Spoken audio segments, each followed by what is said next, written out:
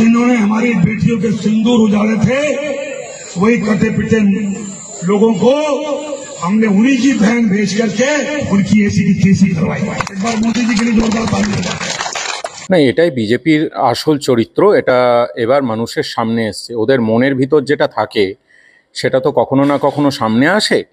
যখন সারা দেশ একসঙ্গে লড়ছে, সারা দেশ দেশের শত্রুদের বিরুদ্ধে এককাট্টা হয়েছে, এবং সেটাই স্বাভাবিক। যেখানে সমস্ত বিরোধী রাজনৈতিক দল নিঃশর্ত সমর্থন দিয়েছে মাননীয় প্রধানমন্ত্রীকে এবং কেন্দ্রীয় সরকারকে, যে তারা এই পরিস্থিতিতে কোনো রাজনীতি না করে রাজনীতির ঊর্ধ্বে গিয়ে সরকারের সঙ্গে আছে। কিন্তু দিনের শেষে তো এটা বিজেপি, সুতরাং তাদের যে চেহারা সেটা ফুটে উঠছে।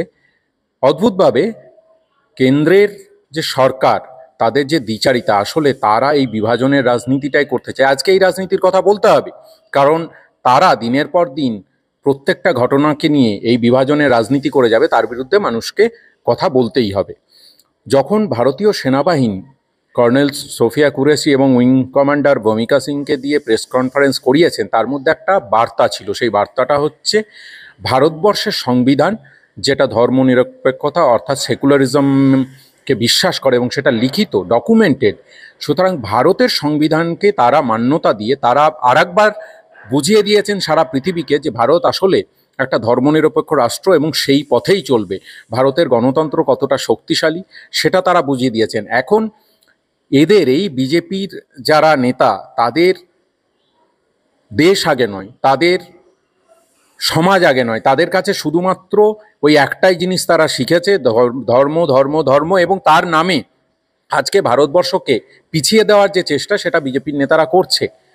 আর একটা কথা মাথায় রাখতে হবে, সেটা হচ্ছে যে এই যে বিজেপির নেতা, সে তো নেতা না, মন্ত্রী, সে এত বড় একটা কথা বলল, এখনো অবধি আমরা বিজেপির কোনো কেন্দ্রীয় নেতৃত্বের পক্ষ থেকে কোনো রকম বক্তব্য শুনলাম না। আমার তো মনে হয় যে এই বিজেপির নেতা আসলে দেশদ্রোহী।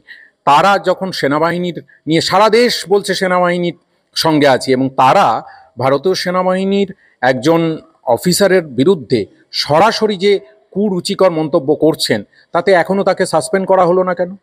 কেন তার বিরুদ্ধে বিজেপি কঠোর ব্যবস্থা নিল না? এখনও সে বহাল তবিয়তে মন্ত্রী হিসাবে আছে। আসলে এটাই হয়, তারা যখন তাদের মনের মতো হবে না, অর্থাৎ সব কিছু তাদের মনের মতো হতে হবে, যুদ্ধ করতে গেলেও তাদের মতো করে করতে হবে, দেশ চালাতে গেলেও তাদের মতো করতে হবে। এদের না আছে বিশ্ব অর্থনীতি নিয়ে ধারণা, না আছে বিশ্ব রাজনীতি নিয়ে ধারণা, না আছে কূটনীতি নিয়ে ধারণা। এরা শুধুমাত্র বোঝে অশিক্ষিত, বর্বর, দেশের শত্রু। আমি তো বলবো এরাই দেশের শত্রু। এই দেশের শত্রুদেরকে ইমিডিয়েট চিহ্নিতকরণ করে গণতান্ত্রিক উপায়ে ভারতবর্ষের মানুষ আগামী দিনে বুঝিয়ে দিক যে ভারতবর্ষ যেমন ছিল সেরকম আছে, ভবিষ্যতেও থাকবে, এবং দেশের শত্রুদের বিরুদ্ধে এককাট্টা হয়ে লড়বে। সেখানে দাঁড়িয়ে যারা এরকম ভূমিকা নেবে, দেশের মানুষ সেটা আগামী দিনে বুঝে নেবে। যে সেনাকর্মীরা নিজেদের জীবনকে বাজি রেখে দেশকে বাঁচাতে এবং পাকিস্তানের জঙ্গিদেরকে উৎখাত করতে যে পদক্ষেপ নিল, তাদেরকেই আজকে আতঙ্কবাদীদের বোন বানিয়ে দেওয়া। না, এইটা তো স্বাভাবিক। ওই যে বলছিলাম গতকাল না পরশু তোমার এখানেই সংবাদ মাধ্যমে আমি বলছিলাম যে এরা বিদেশ সচিবের কন্যা, তার মেয়েকে নিয়েও কথা বলতে ছাড়ে না। এরা নিজের পরিবারের লোককে নিয়ে কথা, আসলে তো অশিক্ষিত, এরা জানে না কিভাবে দেশ চলে। আসলে ভারত, সেটাই তো বলছি যে আজকে বড় বড় কথা বলছেন মাননীয় প্রধানমন্ত্রী, তো সমস্ত সময় বড় বড় কথা বলছেন। তাহলে এখন তো কেউ রাজনীতি করেনি, কোনো বিরোধী দল রাজনীতি করেনি, তাহলে এখনো অবধি তার এই পদক্ষেপ দেখতে পেলাম না কেন? তার 56 ইঞ্চির যে চওড়া ছাতি, সেটা তো সেনাবাহিনীকে সামনে রেখে তিনি দেখাচ্ছেন। তাহলে এই ব্যাপারে তার দলের একজন মন্ত্রী তিনি এই কথা বলছেন, ইমিডিয়েট তাকে অ্যারেস্ট করা উচিত। শুধু সাসপেন্ড না, তাকে অ্যারেস্ট করা উচিত। সে অপমান করেছে ভারতীয় সেনাবাহিনীকে, সে অপমান করেছে ভারতবর্ষের মানুষকে, অপমান করেছে দেশকে।